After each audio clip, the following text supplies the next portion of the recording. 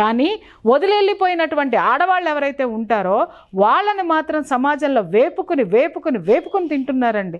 చాలామంది చెప్తున్నాను కదా, సింగిల్ ఉమెన్ నా దగ్గర వాపారు, మేడం మేము మా ఇంటికి డ్రైవరు ఇంటిలోకి వచ్చి కీస్ తీసుకొని వెళ్ళినా అనుమానంగా చూస్తారండి. మేము బయటికి వెళ్ళాలి, ఉద్యోగాలు చేసుకోవాలి, ఒక డ్రైవర్ని అపాయింట్ చేసుకున్నా కూడా ఆ డ్రైవర్కి మాకు కలిపి 100 మాట్లాడతారండి.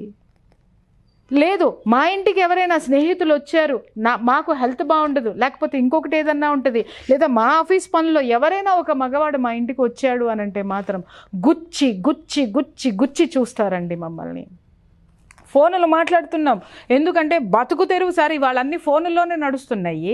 ఎదురు బదులు వచ్చి కూర్చొని మాట్లాడటం లేదు, ఫోన్లు మాట్లాడితే చాలు. ఈవిడ 24 గంటలు ఫోన్లో, అబ్బో ఏం ఫోన్లు ఉంటాయో ఆవిడలో, ఏం మాట్లాడుతుంది ఏమో, అబ్బా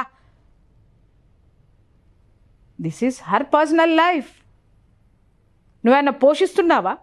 నువ్వేమన్నా దేక్తున్నావా? లేదు కదా. తర్వాత ఆవిడ ఏదైనా బిజినెస్ చేసే, రియల్ ఎస్టేట్ చేసింది అనుకోండి, రియల్ ఎస్టేట్ అంట. లేదు ఆధ్యాత్మికంగా ఏదన్నా చేసిందనుకోండి, సన్యాసులు ఒక మాట్లాడేటటువంటి సన్యాసులు చేసే పని ఈవిడికెందుకు? అదైపోయిందా? లేదు ఇంకొకటి ఏదైనా ఒక బ్యూటీ పార్లర్ పెట్టుకుంది చూడండి,